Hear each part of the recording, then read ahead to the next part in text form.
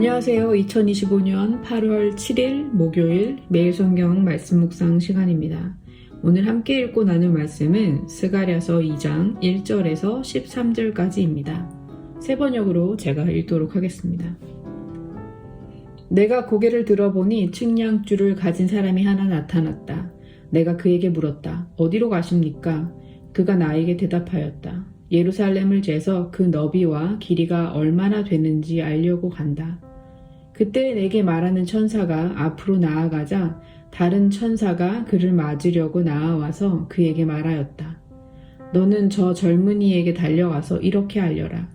예루살렘 안에서 사람과 짐승이 많아져서 예루살렘이 성벽으로 두를 수 없을 만큼 커질 것이다. 바깥으로는 내가 예루살렘의 둘레를 불로 감싸 보호하는 불성벽이 되고 안으로는 내가 그 안에 살면서 나의 영광을 드러내야겠다. 나 주의 말이다.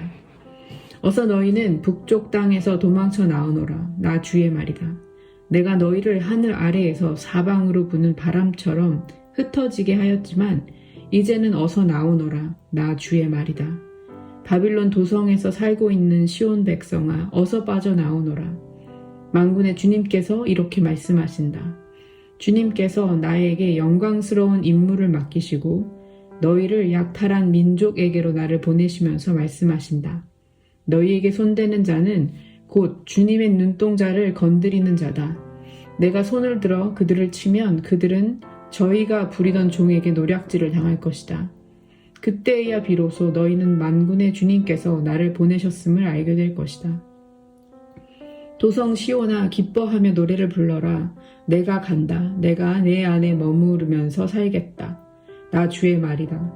그날에 많은 이방 백성들이 주님께 와서 그의 백성이 될 것이며 주님께서 예루살렘에 머무르시면서 너희와 함께 사실 것이다. 그때야 너희는 만군의 주님께서 나를 너희에게 보내셨음을 알게 될 것이다. 주님께서는 그 거룩한 땅에 유다를 특별한 소유로 삼으실 것이며 예루살렘을 가장 사랑하는 도성으로 선택하실 것이다. 육체를 지닌 모든 사람은 주님 앞에서 잠잠하여라. 주님께서 그 거룩한 거처에서 일어나셨다. 아멘.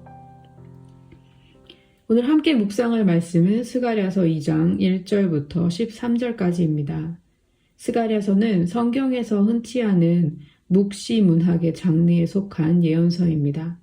다니엘서나 요한계시록처럼 상징과 환상을 통해 하나님의 메시지를 전하는데 스가랴서는 묵시 문학의 초기 형태로 여겨집니다. 우리에게는 조금 낯선 장르이기 때문에 이해가 쉽지만은 않지만 그 안에 담긴 회복과 심판 그리고 소망의 메시지에 귀 기울이며 함께 묵상해보면 좋겠습니다. 특히 1장부터 6장까지는 여러 편의 환상이 연속으로 주어집니다. 오늘 본문인 2장도 그 중에 하나입니다. 하나님은 측량줄을 든 사람의 환상을 통해 예루살렘의 회복과 확장을 약속하십니다. 이제 이 말씀의 역사적인 배경을 간단히 살펴보겠습니다. 예언자 스가랴가 활동하던 시기는 바벨론 포로기 이후, 즉 포로에서 귀환한 백성들이 예루살렘으로 돌아와 살기 시작하던 때입니다. 하나님의 약속의 때에 예루살렘으로 돌아왔지만 당시 예루살렘은 성전은 무너진 채 폐허로 남아있었고 경제적 어려움과 더불어 주변 민족들의 방해 속에서 힘든 상황을 겪고 있었습니다. 이런 맥락 속에서 하나님은 측량줄을 가진 사람이라는 환상을 통해 말씀하십니다. 4절 말씀입니다. 예루살렘 안에 사람과 짐승이 많아져서 예루살렘이 성벽으로 두를 수 없을 만큼 커질 것이다. 그리고 이어서 이렇게 말씀하십니다. 바깥으로는 내가 예루살렘의 둘레를 불로 감싸 보호하는 불성벽이 되고 안으로는 내가 그 안에 살면서 나의 영광을 드러내겠다. 나 주의 말이다. 이 환상은 단순한 도시 재건 사업을 넘어서 하나님의 임재가 온전히 회복되는 예루살렘을 보여줍니다. 고대 세계에서 성전 건축은 신과 인간이 함께하는 거룩한 행위로 여겨졌습니다. 성전은 우주 질서의 중심으로 이해되었고, 그래서 그 치수와 위치는 매우 중요했습니다. 그렇기 때문에 측량을 위한 줄과 막대기가 상징하는 것은 도시와 성전의 재건이 하나님의 명령을 따라 이루어진다는 의미를 담고 있습니다. 당시 백성들 사이에서는 성벽을 먼저 세워야 하는가, 성전을 먼저 지어야 하는가 하는 논의가 있었던 것 같습니다.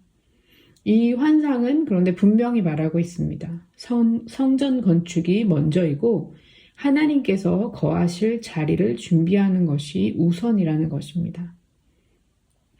사실 예전에 바빌론에 의해서 예루살렘이 무너지고 성전이 무너졌던 것은 성벽이 약해서가 아니라 하나님의 임재가 그곳을 떠나셨기 때문이었습니다. 오늘 본문에서 하나님께서 내가 보호하는 불성벽이 되겠다고 말씀하신 것은 눈에 보이는 구조물이 아니라 하나님 당신이 친히 백성을 보호하시겠다는 놀라운 약속의 말씀입니다. 그리고 이어지는 7절에서 하나님은 이렇게 외치십니다. 바빌론 도성에 살고 있는 시온 백성아, 어서 빠져나오너라. 이 외침은 단순한 지리적인 귀환을 명령하는 것이 아닙니다. 바빌론은 단지 어떠한 지명을 말하는 것이 아니라 억압과 우상숭배, 죄의 체계를 상징하는 공간입니다. 그렇기 때문에 하나님의 백성은 더 이상 그러한 체계 안에 머물 수 없습니다. 이 외침은 우리가 지난달에 묵상했던 요한계시록 18장 4절의 말씀과도 닮아 있습니다. 계시록의 말씀에서는 내 백성아 그 도시에서 떠나거라. 너희는 그 도시의 죄에 가담하지 말고 그 도시가 당하는 재난을 당하지 않도록 하여라 라고 기록되어 있었습니다. 스가랴서 2장과 요한계시록 18장 이 두 묵시적 메시지는 한 목소리로 같은 진리를 우리에게 전달합니다. 세상의 질서와 죄악에서 벗어나 하나님이 임재하시는 예루살렘, 시온을 향해 나아가라고 말이죠. 본문의 후반부로 갈수록 하나님의 약속은 더 깊고 풍성하게 이어집니다. 8절에서 하나님은 이스라엘을 해치는 자는 곧 하나님의 눈동자를 건드리는 것과 같다고 말씀하십니다. 그만큼 하나님은 당신의 백성을 지극히 소중히 여기시고 보호하시는 분이십니다.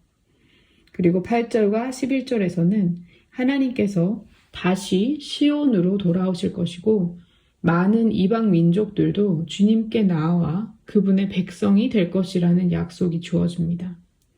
하나님의 구원은 특정 민족에 국한되지 않고 열방을 향한 보편적인 계획임이 드러나는 대목입니다.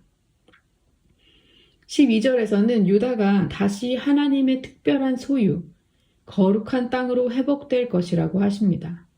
한때 폐허였던 땅이 다시 하나님의 임재가 머무는 복된 땅이 된다는 말씀입니다. 그리고 마지막 13절에서 하나님은 거룩한 거처에서 일어나시며 모든 인류는 그 앞에서 침묵하며 경외함으로 응답해야 한다고 선언하십니다. 그분의 임재 앞에서 우리는 입을 다물고 마음을 낮추며 기다리는 자가 되어야 합니다. 오늘 또 이 말씀에 우리의 삶을 비춰 생각해 봅니다. 지금 우리는 어디에 서 있는지, 예루살렘을 향해 믿음의 발걸음을 내딛고 있는지, 아니면 아직도 바빌론의 가치관과 삶의 방식에 머물러 있는 것은 아닌지 돌아봅니다. 내가 의지하고 있는 성벽이 무엇인지도 점검해 봅니다. 세상의 안전장치들이 아니라 하나님의 임재가 내 삶의 진정한 보호막이 되고 있는지 다시 한번 돌이켜 봅니다. 또한 하나님의 부르심 앞에 나는 어떠한 태도로 서 있는지 또한 살펴봅니다. 그 부르심에 귀 기울이며 순종의 걸음을 오늘도 이어가고 있는지, 오늘 우리와 우리 모든 공동체 가족들에게 하나님의 임재와 그분의 사랑이 넘쳐나는 하루가 되기를 소망합니다. 함께 기도하겠습니다. 거룩하신 하나님, 오늘도 말씀을 통해 우리를 부르시고 하나님의 뜻을 알게 해주셔서 감사합니다. 무너졌던 예루살렘을 다시 세우시고 폐허 속에 있던 백성에게 소망을 주셨던 것처럼 오늘 우리의 삶 속에서도 무너진 영역들이 당신의 회복의 말씀으로 새롭게 되기를 소원합니다. 주님, 우리는 종종 눈에 보이는 성벽을 의지하며 안전과 평안을 스스로 확보하려고 합니다. 하지만 오늘 말씀을 통해 참된 보호는 오직 주님의 임재 안에 있음을 다시 한번 깨닫습니다. 세상의 질서와 가치관 속에 살아가다 보면 우리는 때때로 바빌론에 머물고 있는 자신을 발견하게 되고 그것에 안주하려고 하는 나를 봅니다. 욕망과 타협, 두려움 가운데 머물지 않게 하시고 주님께서 우리를 부르시는 시온, 하나님이 거하시는 그곳을 향해 믿음의 발걸음을 내디딜 수 있도록 주님 인도하여 주십시오. 우리를 눈동자처럼 지키시는 주님의 사랑을 기억하며 하루를 살게 하시고 열방을 품으시는 하나님의 구원 계획에 우리가 동참하는 삶을 살아가게 해 주십시오. 오늘도 주님의 부르심에 귀 기울이며 순종의 걸음을 내딛게 하시고 주의 거룩한 임재 앞에 겸손히 머무는 하루가 되게 하여 주십시오. 좋으신 우리 주 예수 그리스도의 이름으로 기도드립니다. 아멘.